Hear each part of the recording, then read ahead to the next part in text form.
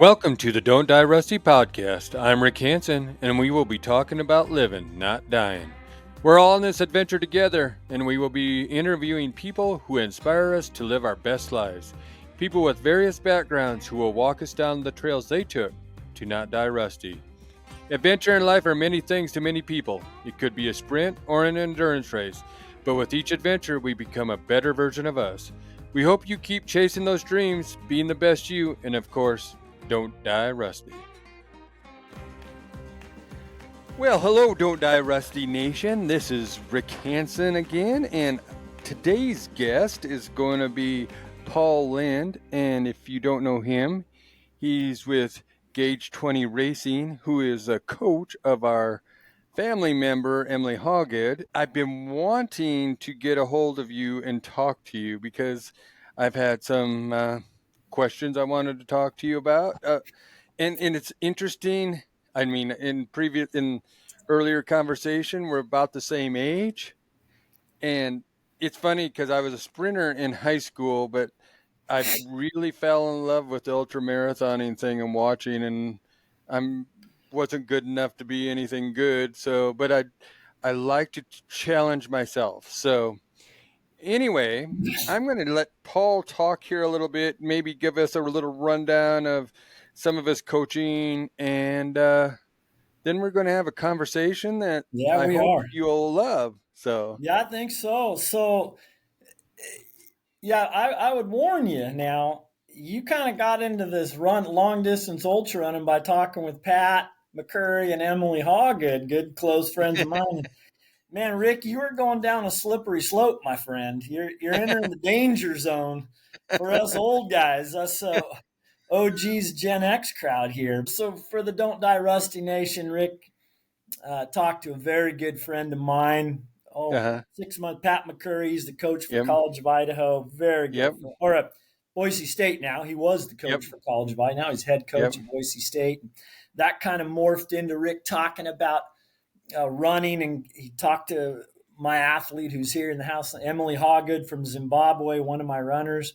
Yep. And, it's not about the running, it's about the experience in life, as we're going to talk about. But so yeah, I am at the end of my career coaching. Been coaching a long time. Uh, you know, Probably 40 years or 35 years ago, I was coaching. We had little kids, so you're coaching pee wee baseball and basketball and all that. But running and ultra running has been a really deep part of the Lind family since 1974 with my father. He was a doctor from Iowa. When I was growing up, he was an old school doctor with the black bag, and he still made house calls out here. And patients would come to the house, and we lived close to where there were a lot of fruit orchards here, big fruit, mandarin oranges and persimmons and peaches. And they'd bring him that, and he'd give him a physical here at the house type stuff. They bring him a crate of persimmons. But the running part, my dad was the doctor for the horse riders in the Tevis Cup Endurance and Ride, which is a 100-mile horse ride. Yep. And you know where this is going to morph into. Yep. But he was the doctor for the riders in that here from Squaw Valley to Auburn, California, over the Sierras. And in 1974, this crazy lumberjack woodsman by the name of Gordy Ainsley's horse came up lame, and he got into a bet and a dare that he could run it on foot. And so this was unheard of back then. This was a human feat that people thought you were nuts. And so I rode in our 1970 or 71 Blazer with my dad up there just as a kid. You're going to stay up all night with your dad. That's a big deal. Yep. And we followed Gordy that year in 74, running against the horses. And by God, he finished in under 24 hours. And my dad was fascinated with that. And of course, I'm very biased to the Western States Endurance Run, just a little bit. Yeah. That was kind of the start of the ultra running in America. And people are going to hear this and argue with me. And I say, well, you can argue all you want.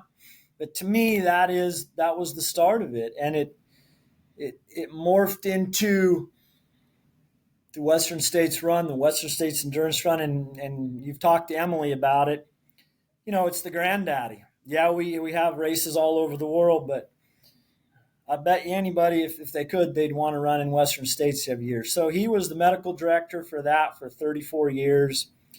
And he was the one, he always started it with our family's 20 gauge shotgun. And he passed away in March of 2016.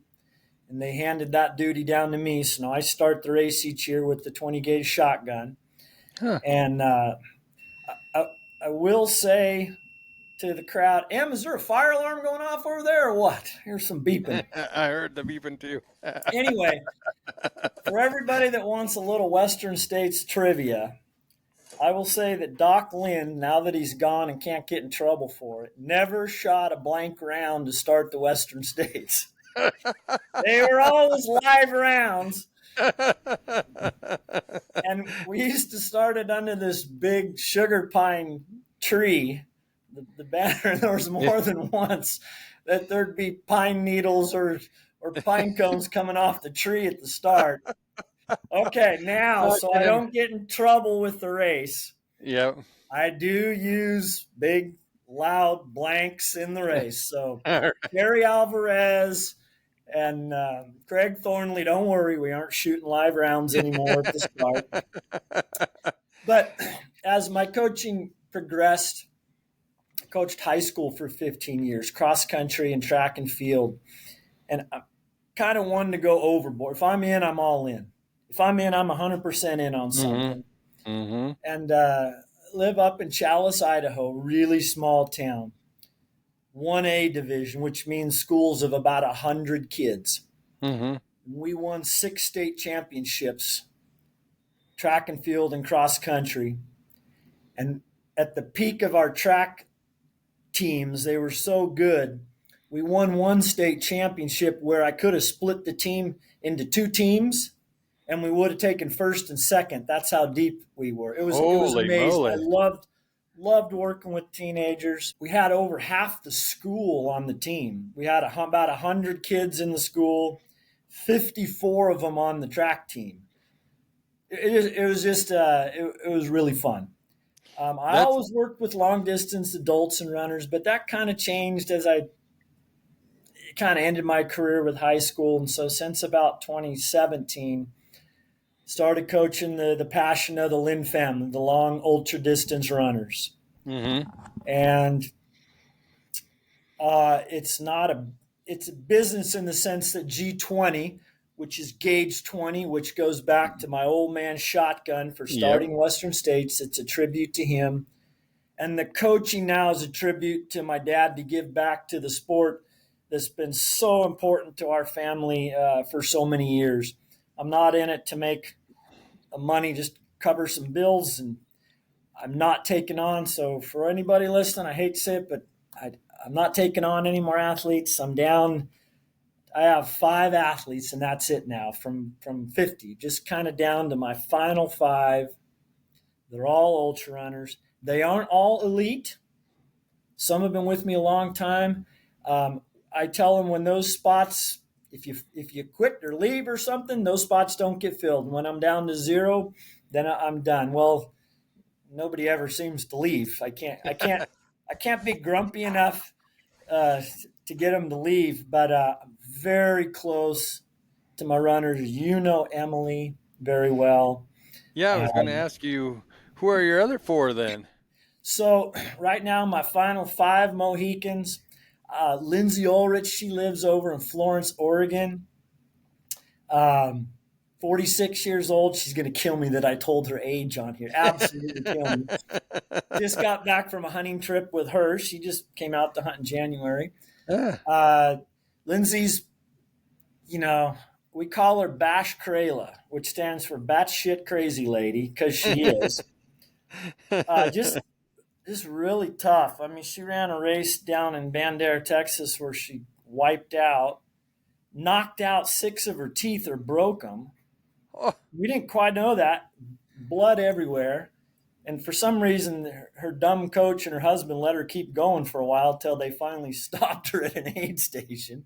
Holy Just moly. really tough. She's really tough. She She set the record across Oregon for running from California to Washington on the Pacific Crest Trail. So she likes doing the Huh. long stuff.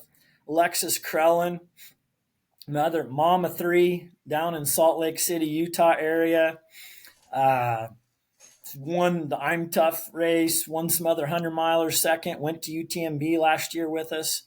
M ran in the Yep. UTMB. Yeah, I know UTMB. Good family down there, close to Alexis and her husband Brennan. Taylor Nowlin, who's M's teammate on Adidas, Terex, just had twins, identical twins. So Holy now we have moly. a project and she's hungry. She's hungry to come back. Had to sit out basically a Yep. year to start a family, Yep. and she's kicking butt. She had her twins in September, and she scared me with the workouts this week. How fast she's getting. So I'm like, man, you're scaring me. Natalie Swan. Natalie has been with me the longest, actually, longer than Em even, and she's from Iowa. Was a principal at an Iowa school, which being principal at a big school, that's just a thankless job. She's since moved to Colorado. She's been a little off the grid, getting caught up with the new job. So I'm gonna tell you, Natalie, we need to quit screwing around. We need to get back on our A game and get going here. We do what's called L1, L2, L3 Yeah. ACs. Those are level 1 through level 5 ass chewings. You just got a level 2 ass chewing, Natalie, from the old man.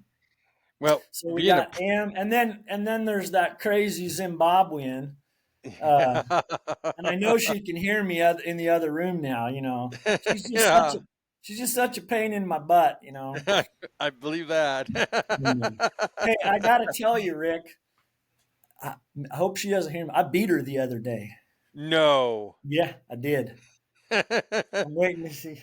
Yeah, dropped her off 10 miles from the house to run back, and I came back and I started running backwards, and about a mile out I saw her, and I was only a mile from the house and I saw her, and I had about a 400-meter lead on her coming, and I took off like a bat out of hell, and I kept looking back. By God, I beat her to the house with about 100 yards to spare. There you go. But yeah, pretty proud of all my athletes. So there's Em, there's Taylor, there's Natalie, there's Alexis, and there's Lindsay. And those are my 5 of the last of the Mohicans for me.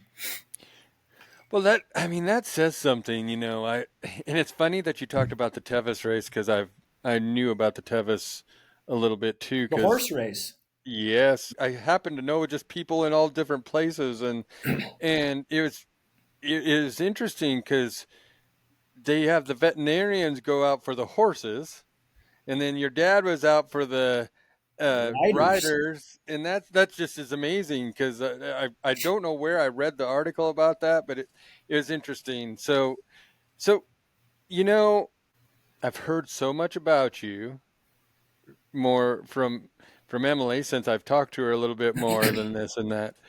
But besides the Western states, what's your favorite race? Because I get to see you guys like go to Europe. Was your son, he ran in Bhutan, didn't he?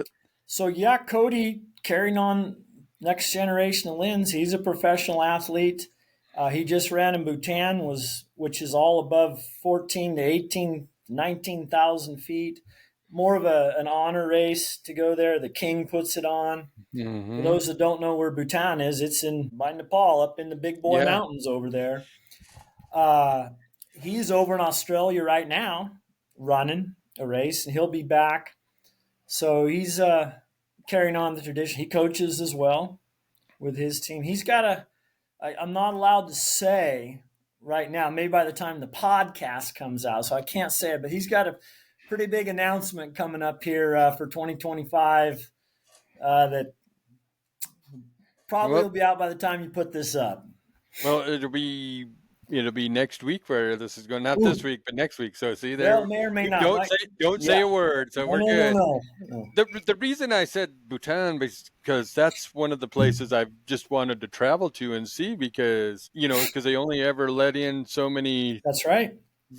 travelers and it's just that just seemed interesting to me because of where it's at. And if you're not a geography major, you need to look it up on a map. So there you go. But it I'll is be by honest. Nepal. It's beautiful. When I had another runner I used to coach named Nate Bender from up in Montana, he went with Luke Nelson, who went with Cody as well, over there the first. I had to look up where Bhutan was because I didn't know at first where it's sandwiched over there. Yeah, and it's a tiny country, but it has big mountains. That one got me when I was watching your feeds and social media. And then I've talked to Emily, and like I said, I wanted to be in one of her races. I would love to come out there and just watch and see what happens, just to Come to see, States. because I think it. But I said I'd have to stand probably 100 yards back from everybody because this is what I do is I would probably like stumble and we'll just say Emily was racing and then she'd fall over me and then she'd probably sprain an ankle or something. So being Oh a yeah, being a pit crew person, I don't know if I'd help yeah. her. If that happened, Rick, her mean old coach should put you down right there. That's the end of the story right there. And then I know you have a gun there too. So And even put me though out of my I shoot blanks at the start, doesn't mean I don't have one or two in my pocket of like 3-shot or 4-shot in there. yeah. But here's the deal, and we're going to probably get into this, but I might as well start now. It was probably 20 years ago. See, I grew up in central South Dakota, in a little town called Ree Heights. And back there, they said, "Why are you running? Who is chasing you? There is no need to run otherwise." That's the kind of place, and then I moved to the Black Hills, and here's the deal.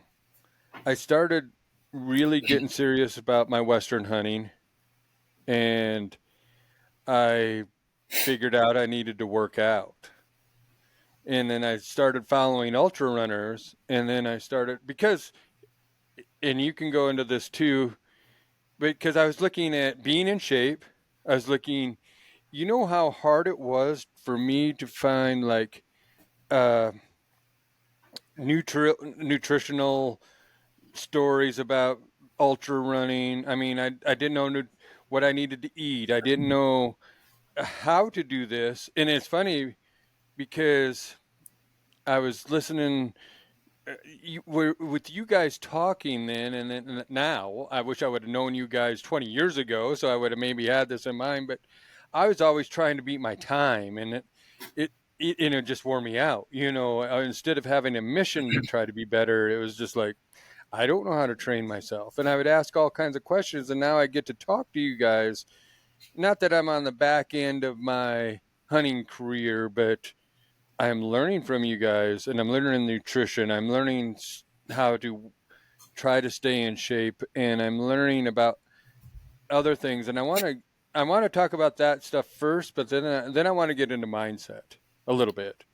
And this is not just well, because my argument was 20 years ago, and this is before a lot of people were out there trying to really be in shape, is I always said hunters are athletes too. If you're taking it serious, you can do it. There's hunters and there's killers. I always said is that I want the total experience of hunting. I want to have the adventure, the meat, and everything else, but it is all wrapped up to one, but I want to challenge myself. Yeah, And I mean, so folks know Rick and I are both big hunters, and I live in Idaho, so I have the joy of getting to hunt out west. And probably like you, we put in all over the West, building points all over the Western states. I got a briefcase right here that's just state by state on points and odds. But two things to what you just said, Rick.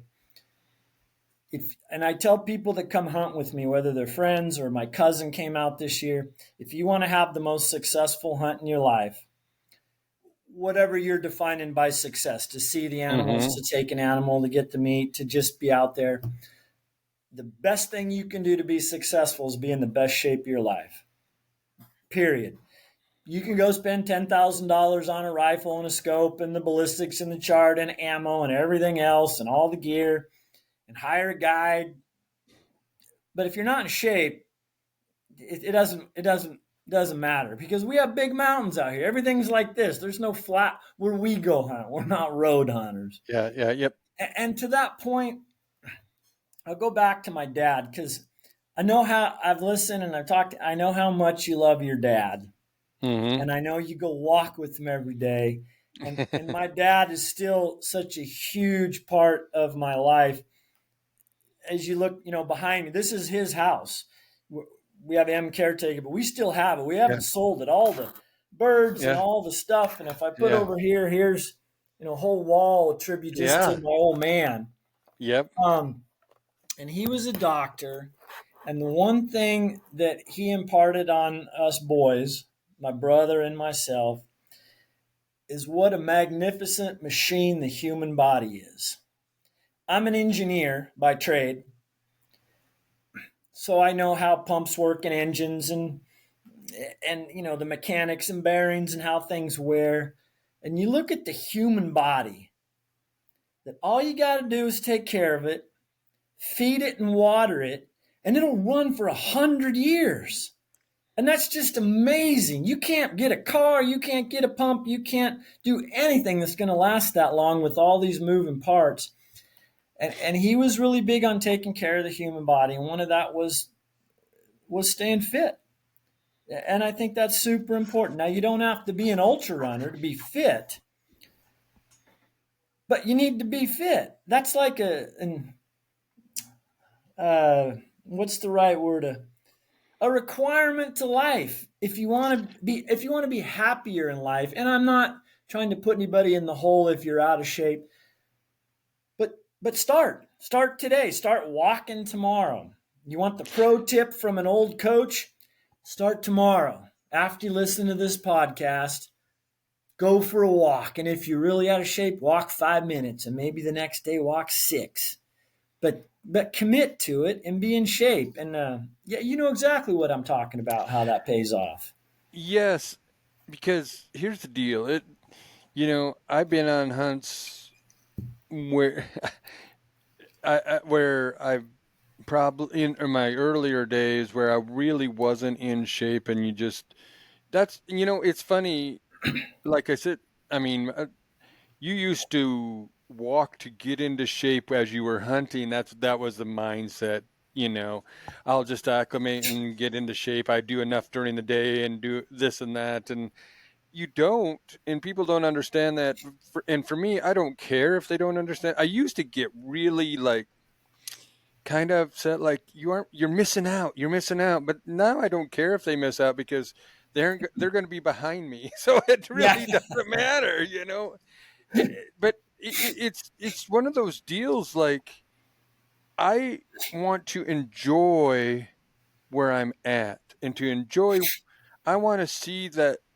I've seen some memes on social media, like, would you get up 8 hours before sunrise and go see this view, just for the 2 minutes of the sun coming up or whatever? And actually, it's more than that, because I feel like if I can't see the sunrise, then it's one of those wasted days. Not really a wasted day, but it's one of those days.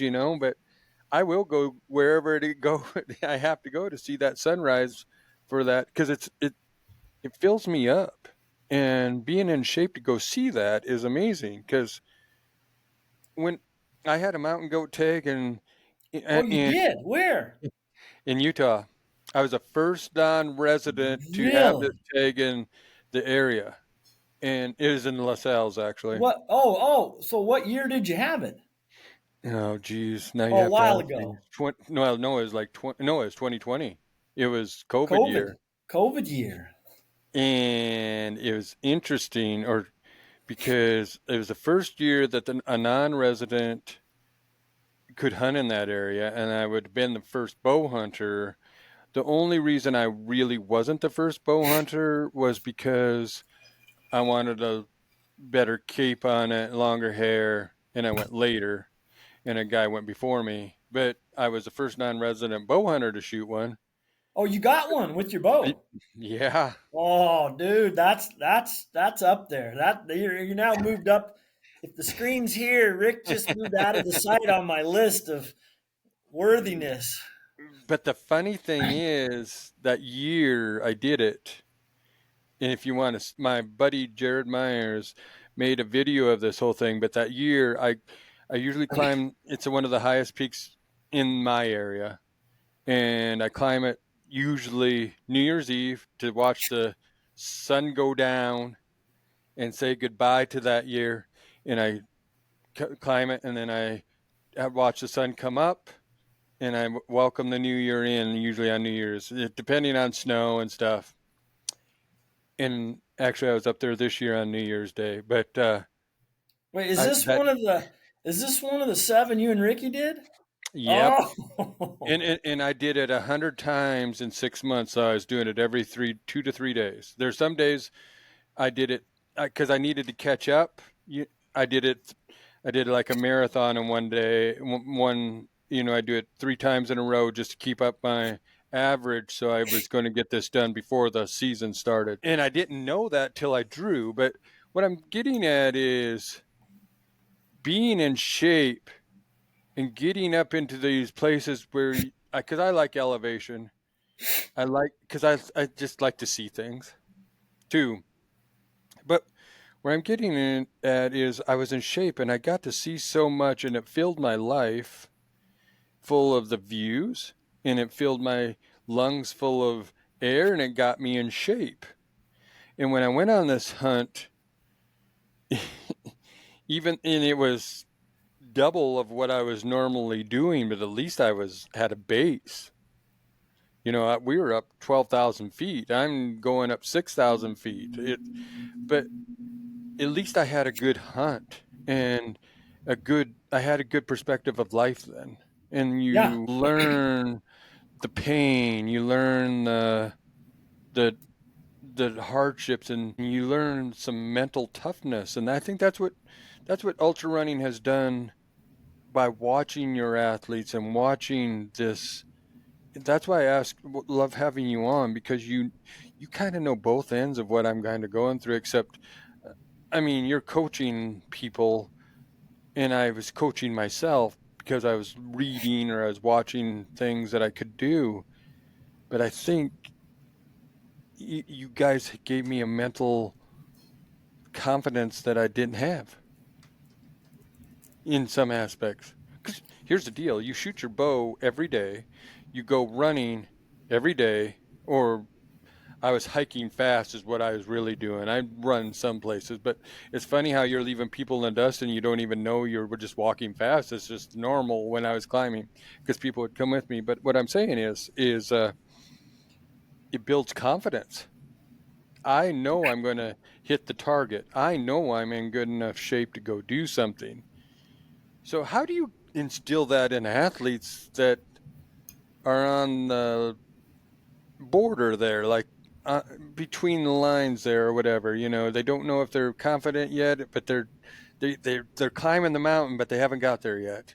Yes, and specifically for that, the climbing the mountain or athletes, usually they go with me, or there's Cody or Em or Lindsay or Natalie or Alexis, and they just kick my ass in the hills. So they just build all kinds of confidence because they just run the coach in the ground. But I think you hit the nail on the head, Rick, especially when it comes to endurance running, that you reach a point where what's up here and how confident you are and your mental place is way more important than the waist down development, the physiological development of we did 20-mile run, we did hill reps, we did all this heat training.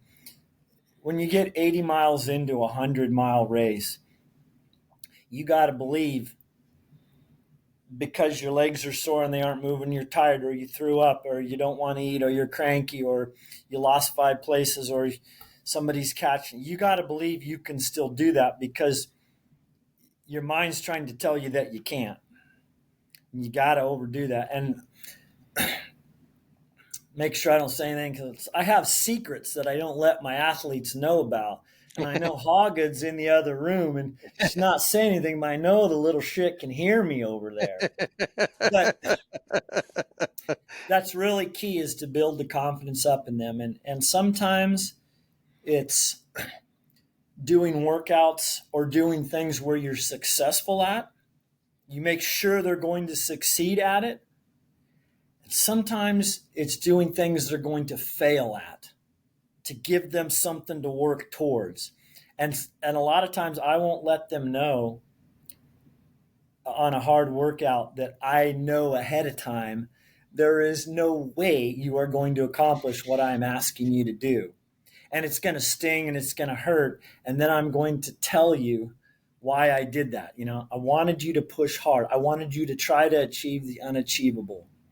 And we have a saying. Now we'll let a little saying out of the G20 coaches bag. Yeah. We are always shooting for perfection, but we'll accept excellence. So we're always shooting for the perfect race, the perfect workout, and we accept excellence. And there's times I don't want to ever have, I tell my runners, I don't want you to ever have the perfect race. I don't want to ever have it where everything is, it can't be any better. My shoes fit, I didn't feel good, I could not run any faster.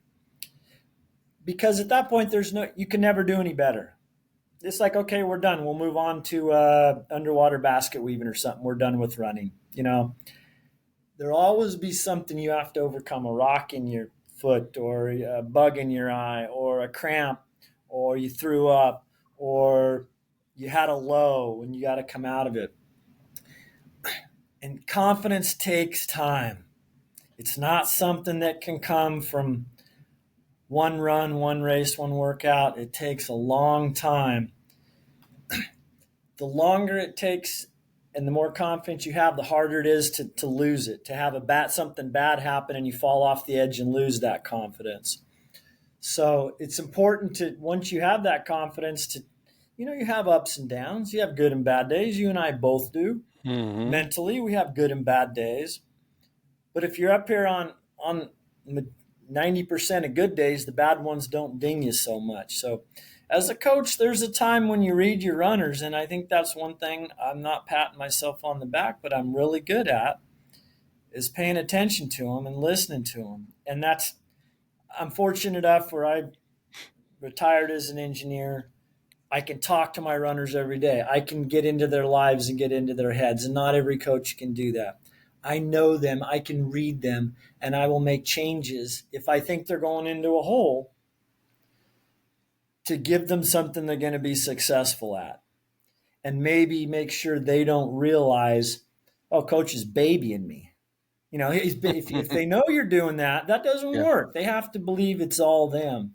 So confidence, and I'm talking about running, but it's the same as bow hunting. To take a 40 or 50-yard shot, you better be damn confident if you're going to let that arrow go at 40 to 50. And I'm not a 40 to 50-yard shooter. And this year, we're bow hunters too out here. We went all in on muzzleloader, traditional muzzleloading this year. And that took a long time for me to build up confidence to shoot 100 yards. And I know, and if you're not a muzzleloader and you're not traditional, 100 yards is a tough shot without a total bench rest on a peep sight, to where you feel good and ethical about the shot. And it took a while for me to feel good about that because, like you, Rick, the last thing we want to do is wound an animal out there. Mm-hmm. And so I had a confidence building curve for me, and that took a lot of time shooting. Holy moly, I don't know how much I spent on Pyrodex and black powder and musket caps this year. I'm lucky enough I can shoot off the back porch. So I can build the confidence up quicker, but it's no different whether you're a runner or a hunter. To get that confidence up, where when you have a blip, when everything's going right, it's easy. When you have a low, when you have something going wrong, you have to believe you can still do this, and it's easy to say but hard to do. Yeah, because the last time I talked to Emily on the last episode, I told her, I said, this was the first year when we did the 8th this year, because I was doing 7. I added the 8th kept on like pushing one more mountain or one more, because I thought, yeah, I know I can do this. I know I can do it.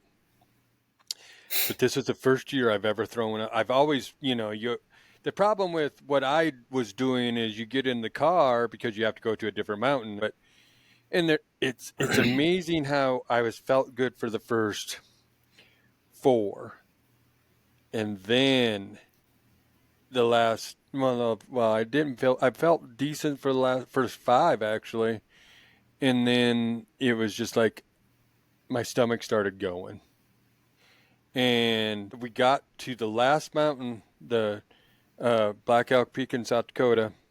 I was heading there after Little Devil's Tower, and I was holding it in. I'm not feeling good. The guys are ahead of me, and I have to go into my mental state of just stay away from me. I'm going to get this done. And I got to the top, and Ricky had the camera, and he's like, we did it, and we're showing the views, and we did it in our time that we wanted to do. And he thought I was faking it, but I was puking off the side of the wall there, and I've never done that before. And then I'm questioning, like, am I going to be able to in my head, I'm saying this, it wasn't that I was panicked. It was just like, I've never done this, and what's going on?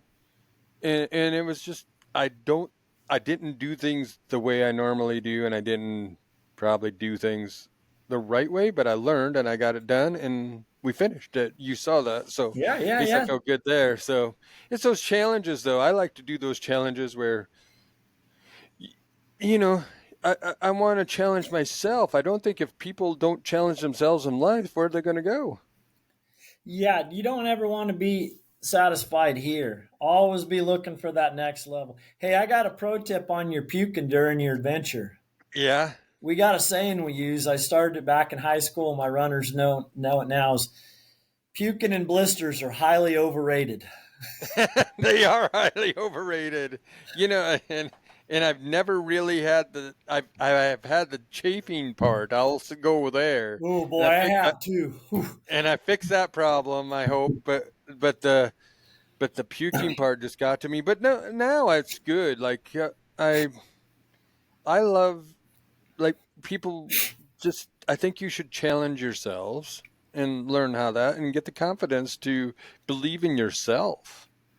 I don't know how I know how, but I'm lucky that I've been able to chat with you guys. So you guys have upped my game. You and Emily have upped my game. So that is just cool. Hey, let So, me ask you: when you and Ricky finished the adventure, uh-huh.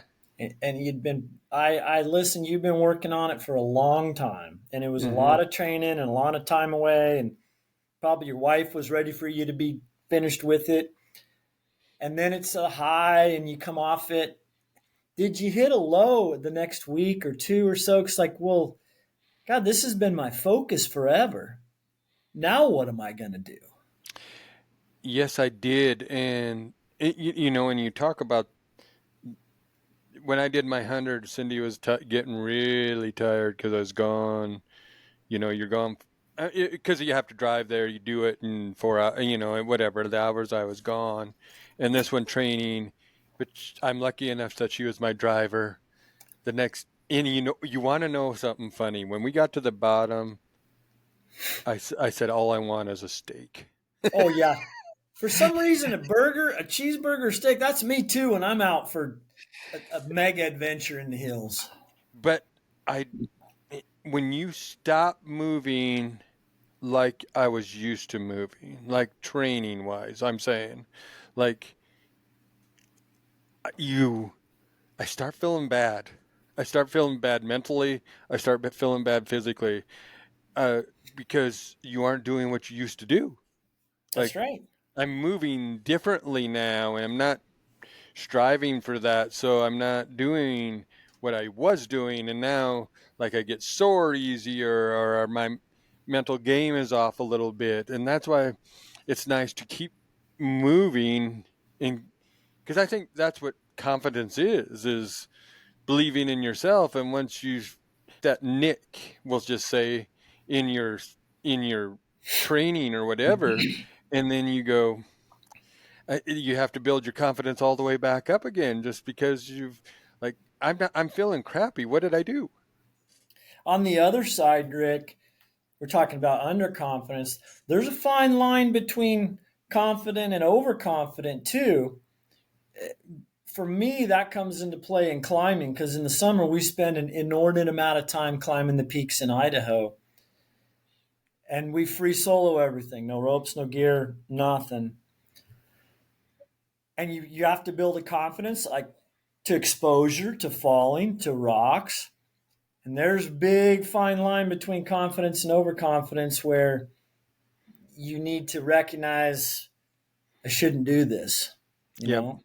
And I'll say that with regards to staying fit and doing the things we want to do, and you getting interested in maybe some running or going to ultra events or being a part, or maybe you want to try something. And here's for all the OGs out there like us. You don't want to get hurt.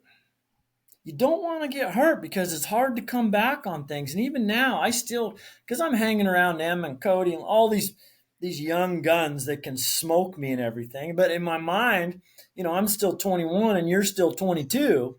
Yeah. And I can still run a 60-second 400 type stuff. And I got to dial it back every now and then so I don't get hurt. So, yeah, I hear you.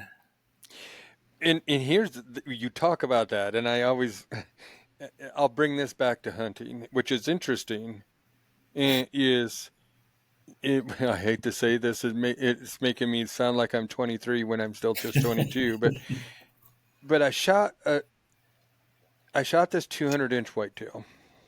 But Really? before then, yeah, Like a but before legit 200-inch whitetail. 201 and Holy, 5/8, holy smokes. non-typical. It's spot and stock. But here's the deal. I shot the 200-incher on a Sunday. The Thursday I was out hunting, and I never sit in a tree stand. I hate tree stands, but where this is, I'm in central South Dakota where it is, I have to sit in a tree stand, and here comes this deer. And he went 150, he was a 150-inch deer, and I had him, he's coming in. I mean, I've practiced, I'm 3Ds all summer long. I'm so confident. And he comes underneath me. I watch him come in. I'm wondering how I'm going to mount him. These things are in my head. Overconfidence. And he came into 15, and I turned. I was at a funny angle, and I shot right over his back. And I took the hair off the top of his back, and I could see that when he went out to 40, there was no shot. There was branches in the way, and I went home, and I was really, really mad at myself because of my overconfidence. I didn't pick a spot. In archery, you pick a spot. You don't Aim small, miss small. exactly, and I'm overconfident, knowing that I'm just going to do this and get it done. So out west, as you know, where you said you started in your mind, you're thinking how I'm going to mount him. Out west, we get overconfident when we think, oh man, how am I going to pack him out of here? Okay, I can quarter might come out this range. And I caught myself doing that this year on this Yeah, latest elk hunt of, oh man, that's an easy pack. There's a road down there. I got yeah, tracks on the four-wheeler. I can ride up there. It's like, no, don't do that. Don't do that. It comes back to bite you always. yes, and it's interesting in the fact too that I went home mad at Oh, did you? myself. Did you? I went back to my mom and dad's, I should say, mad at myself because I missed. And my mom, being the pep talker she said you missed for a reason. And 3 days later, I spot and stalked a Wait, what 200-inch did she? whitetail. She said what? You missed for a reason. Yep, she said You missed for a it is a reason. plan. There's like she was a very religious person, and Okay, you okay, missed for a okay. region, and this and that. You in I. It's funny. Like I said, that was a Thursday. On Sunday, things had worked out, and I snuck up and shot that 200-inch whitetail. and I did not know it was that big when I shot it. It just because I for those 3 days that I had in between, I said, pick a spot, pick a spot, pick a spot. I knew he was big, but I didn't know that big. And that changed my life in the aspect of thinking like that stuff. So, do your athletes like pick a race that they're how do you get athletes to edge up? Like they're overconfident, they lose their confidence because they got that blister, or you know what I mean, nutrition, they didn't things weren't going their way this race. How do you pick a how do you pick a racer up from that? You mean during a race? Well, during a race or after a race, because like some of the athletes you're training, they're going to more races after that. How do you pick them up to, like for the next race? Like we can fine tune what we know what you did wrong here. It's kind of like watching video. I don't expect you get to watch the whole race, but you can see some of the video probably on some places. But you know what they're coming into the stations. How do you pick them up from So for the that's, next race? that is, I think, the critical part to being a good coach is this part with your athletes. And like I say, I'm very close to them. Sometimes being very close isn't helpful because I can't bullshit them. They know Yeah. I'm just blowing smoke. Mm-hmm. In a race, I mean, all of them. Natalie, Lindsay, Taylor, Alexis, Emily. They know when you're running a long race that's hours long, 8 hours, 12 hours, 24 hours, you are going to have ups and downs. You're not always going to feel good. In the same aspect, you're not always going to feel bad either. And I preach, you're going to have a low. You have to tell yourself, I will come out of it. I will come out of it. I will come out of it. I will come out of it. Hopefully, it's late in the race, and hopefully, it only lasts 5 minutes, but it might not. It might last an hour, and it might be 2 hours in. You got to tell yourself you'll come out of it. But and for me, when I'm at a race with my runners and I get to see them, what I say to them at the aid stations is so critical. They all know I hate crewing. In other words, I hate filling the bottles. I will do it, especially at UTMB, because there's only one person there. But I like them to have the crew where I can kind of manage and be a coach and watch them and know what to say to them. And I cannot answer your question with a blanket here, page Oh 2, yeah. here you go. Yep. Yep. It's the ability of being 57 years old and coaching and being around this sport since I was 7 years old. So that's 50 years. I just realized that. I've been around this sport 50 years. And knowing, are they just boobing? Are they hurt? Are they sick? Are they going to tank it? In other words, they might be at a point where you're not going to bring them back. You can blow smoke all you want, but they're going to have a crappy race.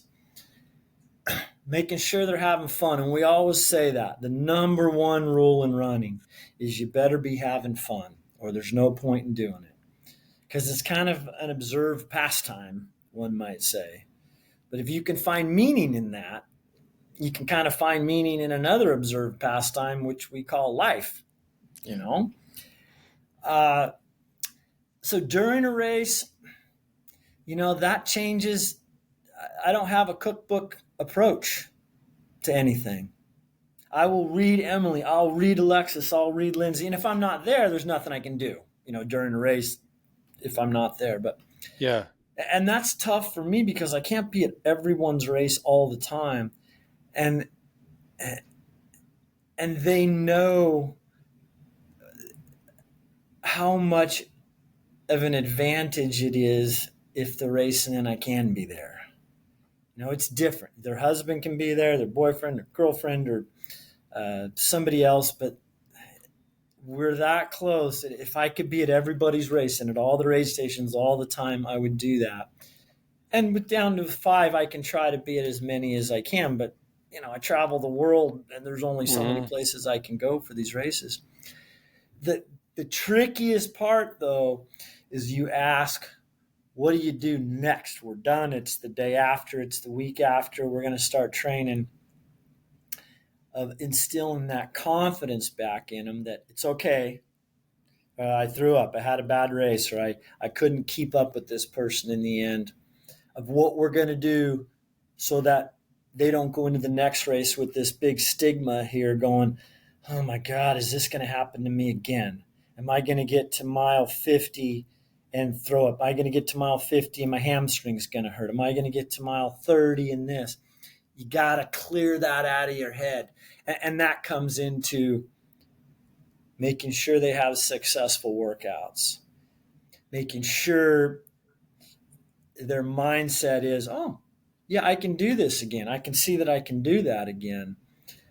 That just is not something that is easy to do as a coach. That's the trick in all that. And that's why Yeah. we have coaches. That's why you do, yeah. I'm learning so much in this conversation. It's great. What are your favorite countries or places besides Western States to race in? I will tell you that we go to Chamonix every year because that's UTMB, what we Yep. might say the World Championships are. It's Yep. beautiful there, but it's stressful. It's big. It's huge. It's the big finale. My Yep. favorite place to go, which this race doesn't exist anymore, and it's not just for the race because I think of travel in the world. It is the most beautiful place on planet Earth. Is northern Norway, Tromsø, Norway, where the fjords are, and the Lofoten Peninsula that comes down from Tromsø there. There was a race we used to do. We used to do the Skyrunner World Series, these extreme climbing rugged races in Scotland and Spain and Andorra and Italy. But Tromsø, Norway, there was one there. Kilian Jornet used to put it on. Mm. It doesn't exist anymore. That was a spectacularly beautiful place in the race. And we're there in the summer, so it's light 24/7. And it wasn't super long. We'll say 50K. I think it might have been 55K, so 33 miles. And on these shorter races, I used to go run them, pre-run them. In a couple days, I run 15 one day, and Yeah. I'd go see the course and take video and give them beta on it because usually Cody would go, one of my other runners, or Emily. So we'd have a crew there. And so Lofoten, Tromsø, Norway, one of my favorite places. There's a race in Italy called called Kima. It only happens every 2 years in. Now I'm spacing the climbing town. People are going to kill me for this, but the Alps are pretty spectacular. I won't kid you. I mean, different than America because there's towns and people, Yep. but the Alps are pretty spectacular. Yep. Uh, Down where M lives, I've been fortunate. I've got to go to Zimbabwe. I've gone to the farm, and there's a race they do called the Sky Run over near the Mozambique border. It's cool. It's just Hmm. cool over there. And she and I climbed the tallest mountain in Zimbabwe, which is in Yingani. I hope she doesn't hear me in the next room because I just brutalized the name of it. But anyway, um, Madeira, the island of Madeira, do a race there. Pretty kind of, they call it the Eternal Spring. Really, really cool. I was hoping there was a new race this year in Patagonia, truly down in the furthest city Mm. south. And both Emily and Cody were going to go down there. I was like, oh, I'm in. I'm in. I'm in. I'm in. I want to go down I there. would be too. And I was going to stay longer. I'm like, I want to go bird hunting down there and Hmm. fishing and stuff. Yeah. And their schedules, as it turns out now, they're not going to be able to do that. So I'm not going to Patagonia. But in terms of the world is a really small place.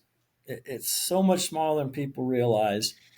And in my younger years, I sailed in the merchant marines Hmm. and sailed all the Pacific and through the canal and around the Horn, and went to 30 or 33 countries, I think. And you get to see a lot of third world countries, a lot of different people, and you definitely learn how valuable, how wonderful it is to live in the United States when you see that, and you understand why people want to come here. You understand where they're willing to risk their lives to come here.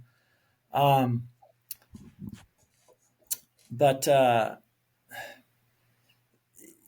think the value of travel, if you can get out and put yourself in the uncomfort zone where you're the different person. You speak with an accent. You can't understand the waiter or the person at the cash register.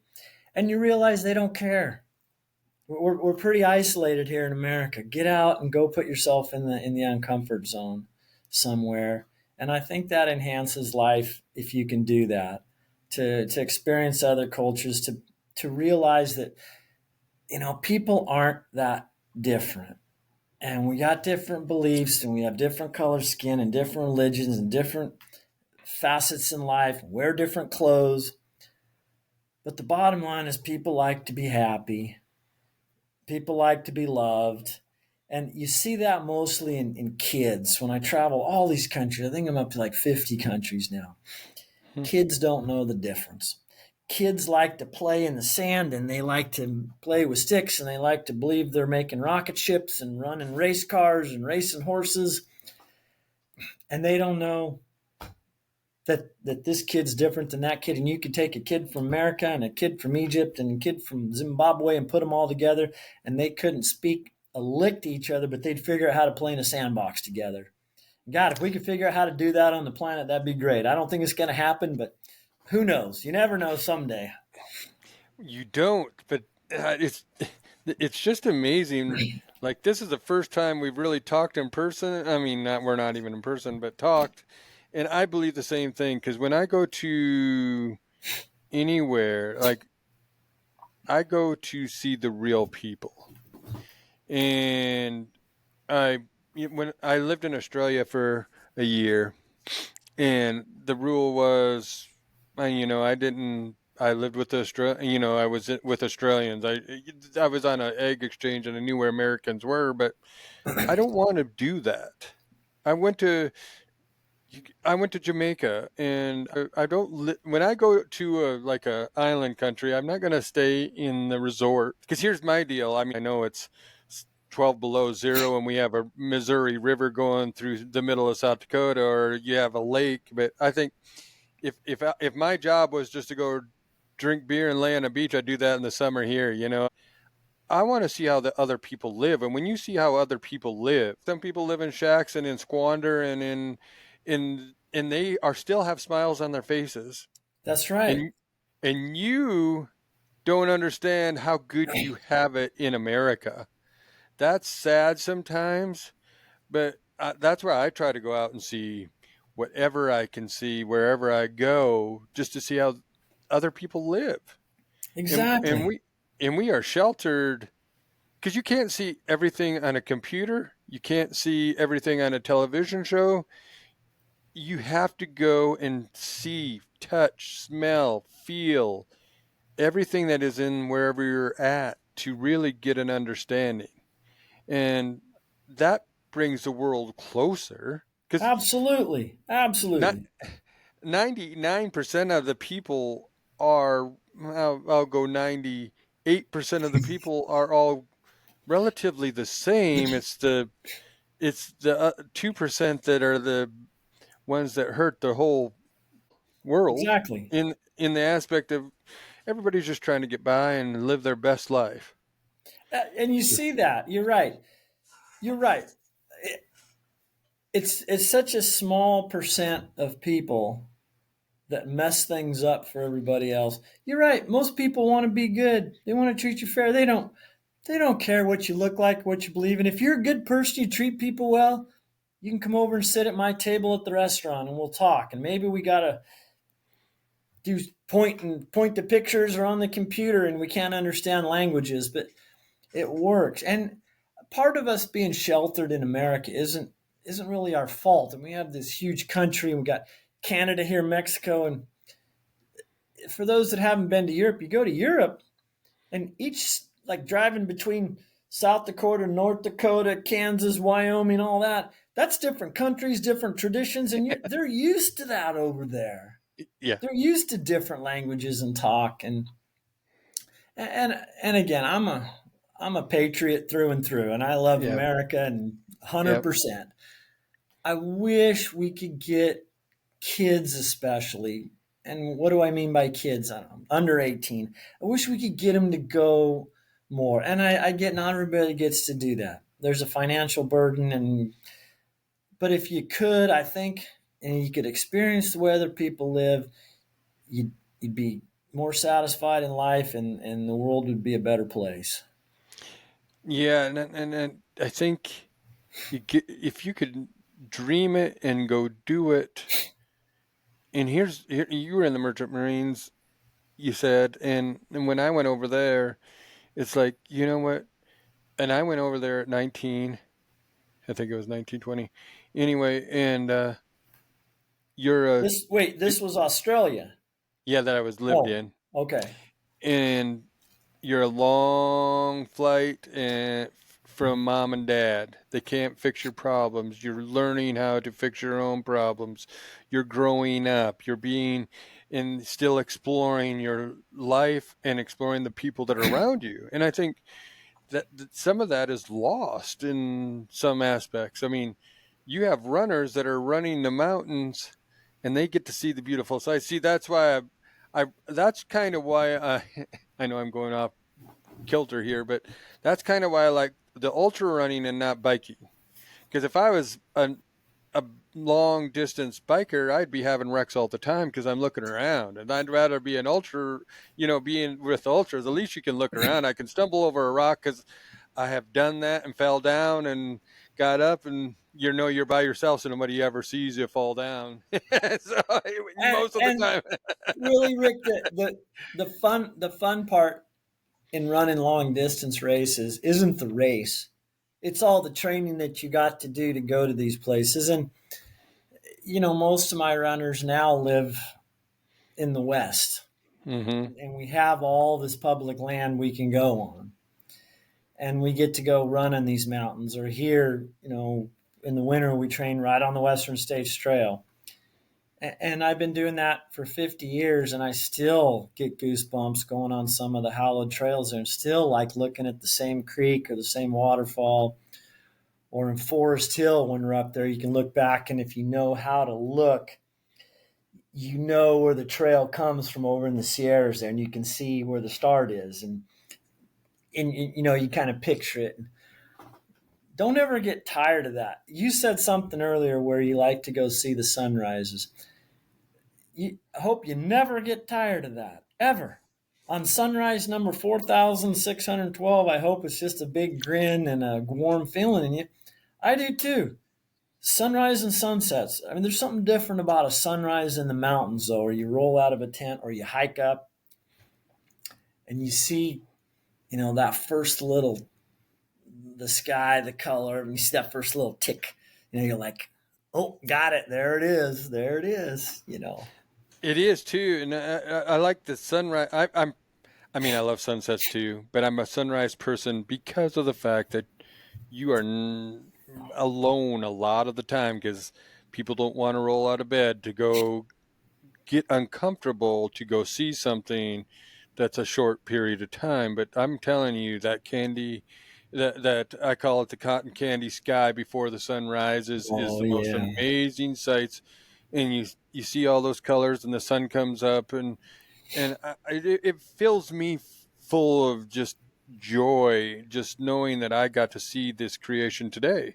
And there's some people when I'm climbing and I see this, and an hour later the clouds come in and they never even saw the sunrise. And here's another thing, and you being in Idaho hunting, being up in the mountains, I should say.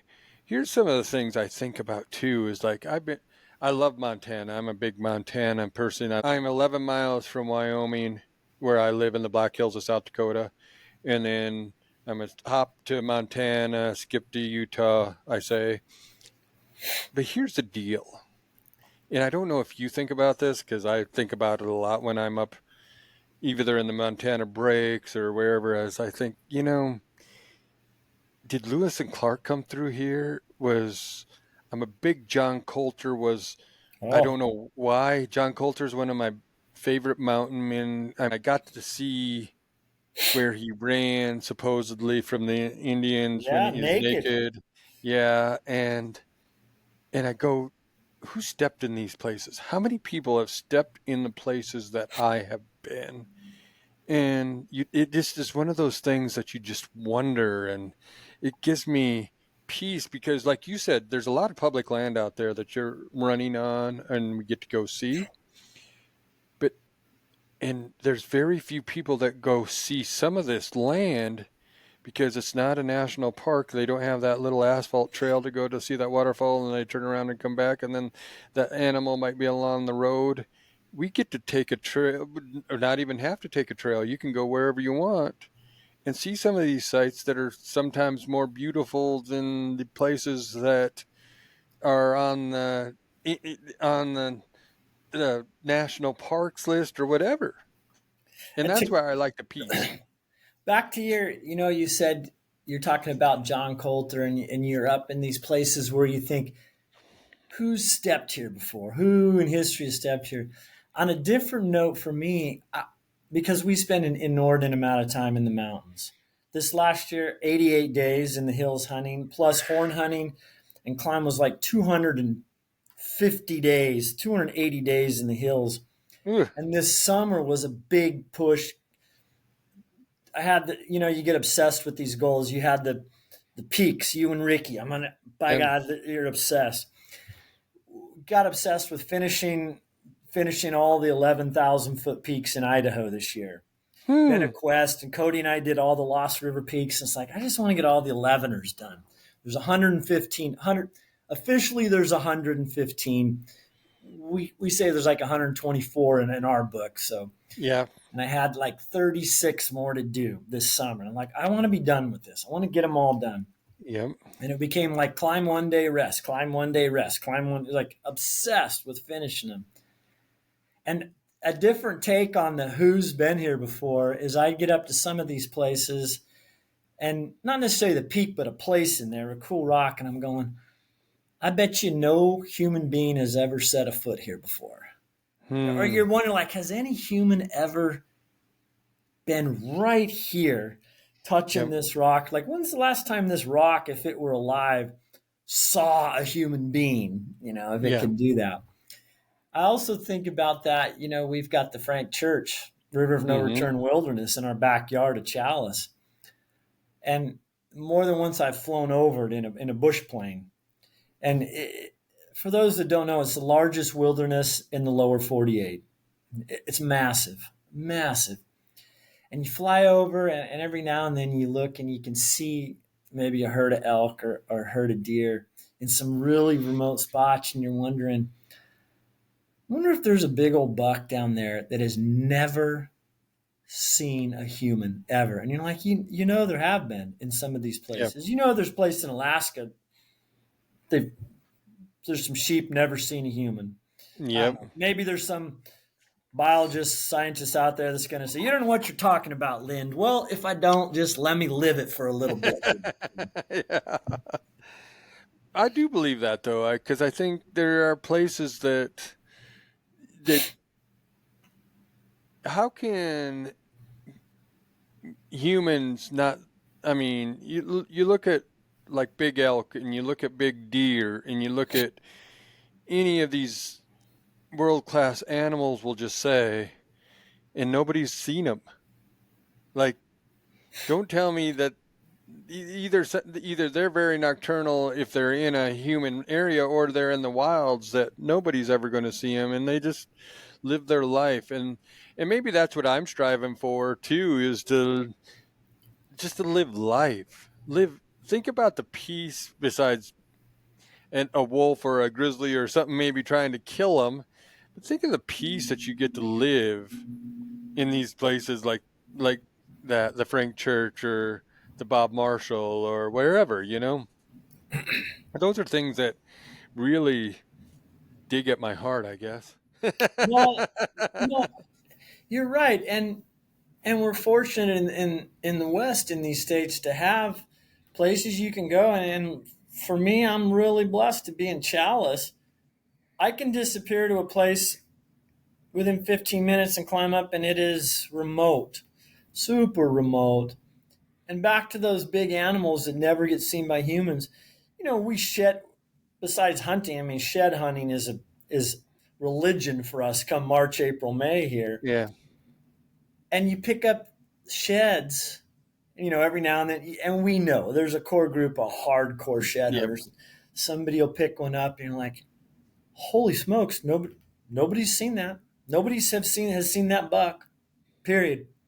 And he must, like you say, he's just a ghost the rest Yep. of the year. He's nocturnal. And come September, October, November, he's in the trees at night, or he's out at night in the trees all day long, and you just don't see him. And that's a neat to know. That's just super fun to know. It is, and I like you said, I love shed hunting. I love being out in the woods. It's funny how social media and people have talked down about uh like shed hunting and make fun of it. But you know what I say? I'm out in the woods. I'm enjoying my life. And we were talking earlier, I took my wife because she didn't really understand shed hunting. And then she walked up on her first horn, and it's hard to not, like, if I say I'm going shed hunting, I can't go by myself anymore.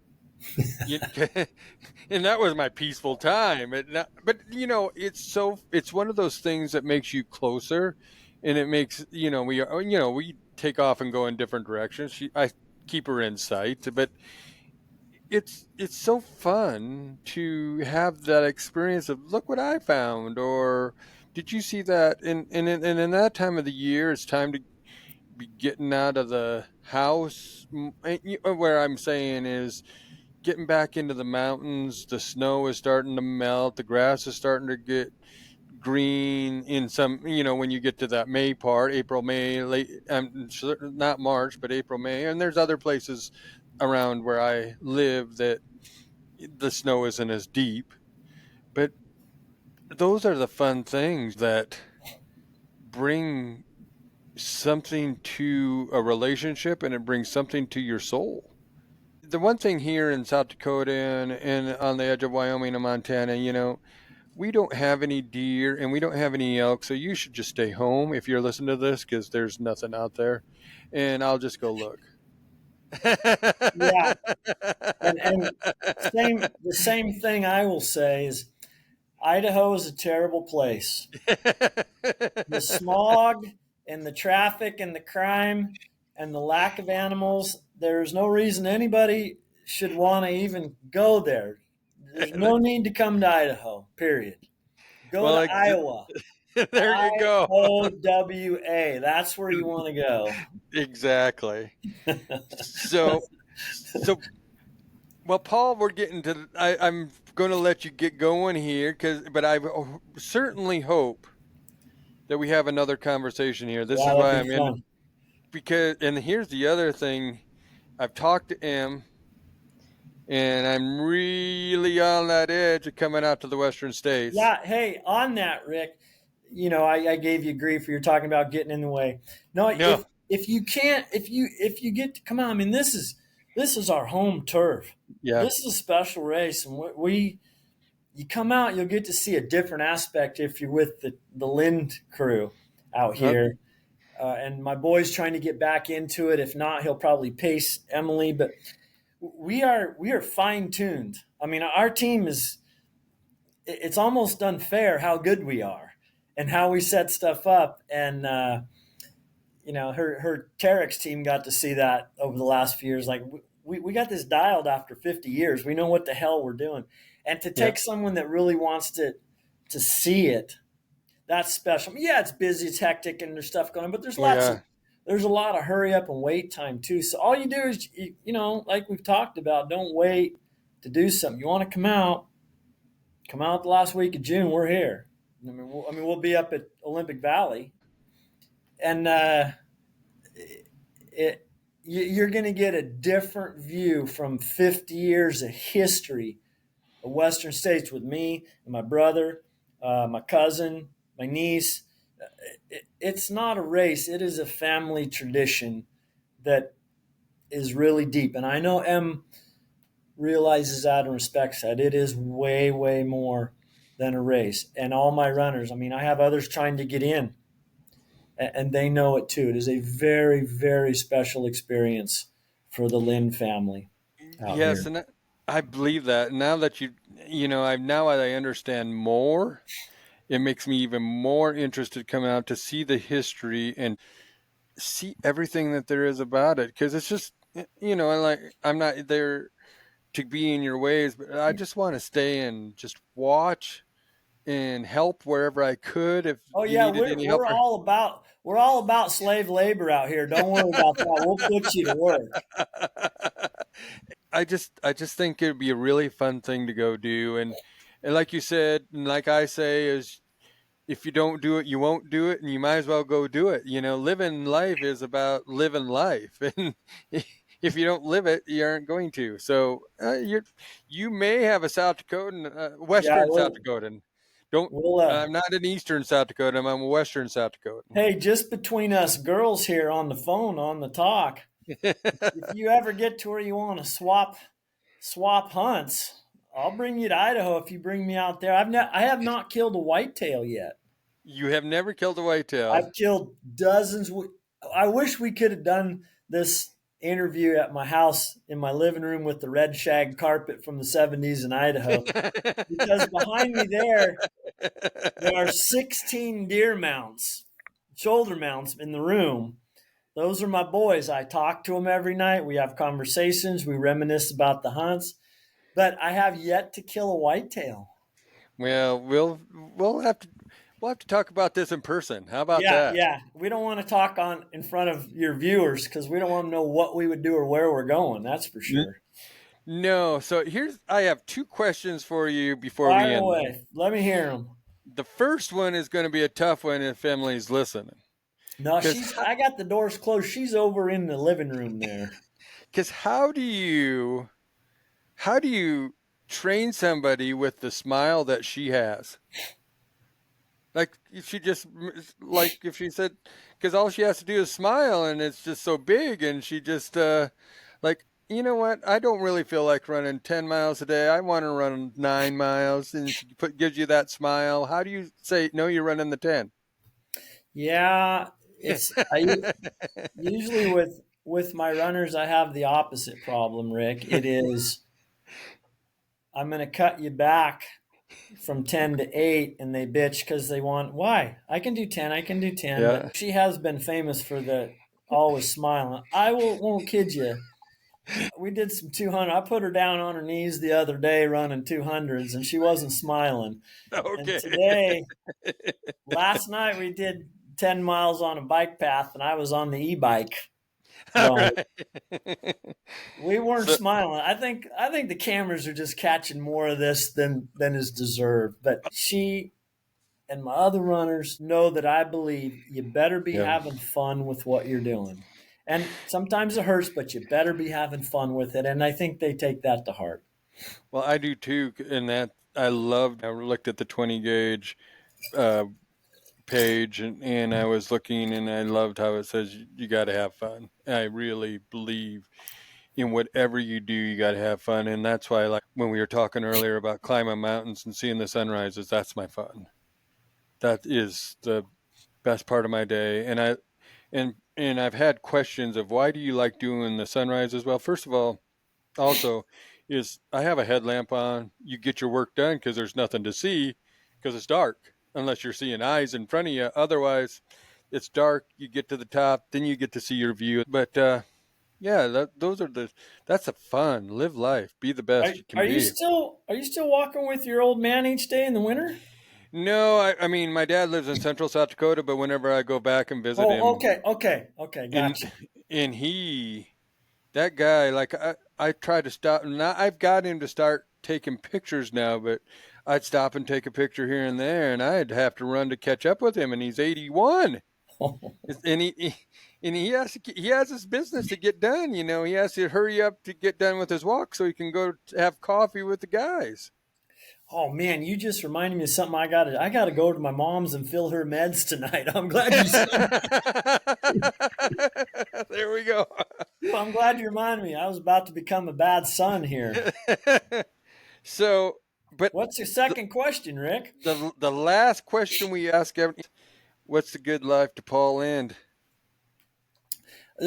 Not necessarily to me, but advice, a pro tip on life, which you and I are trying to help people learn, is we talk about don't wait to do stuff. Don't work yourself into the ground and wait till you're 65 to start enjoying life. Now, I realize not everybody can financially, travel the world or get to do this, but don't wait. And when you say, what's your classic question? What's a good life to Paul Lind? Be healthy, be happy, and be nice to other people. And if you do those three things, especially that last one, be nice to other people, it comes around back to you and helps you enjoy your life even that much more. And it doesn't hurt. It takes nothing to just smile at somebody. You can smile at the gal at the grocery store checking out. You can smile at somebody when you walk past them on a bike path. You can just say hi. And maybe they're grumpy, maybe they want to, but it never hurts to do that, to just smile and say hi, how's it going to somebody. And I think if I pick those three things, be healthy, be happy, and be nice to other people, take that last one and be nice to other people, because it makes you feel better too. Well, I can't disagree with that. That is exactly what needs to be done in this world too. Now that I said that, I know all my other runners will go, God, you're such a grumpy old man sometimes. How come you don't live by your own standards? Well, that's the old guy coach right there coming out. So there we go.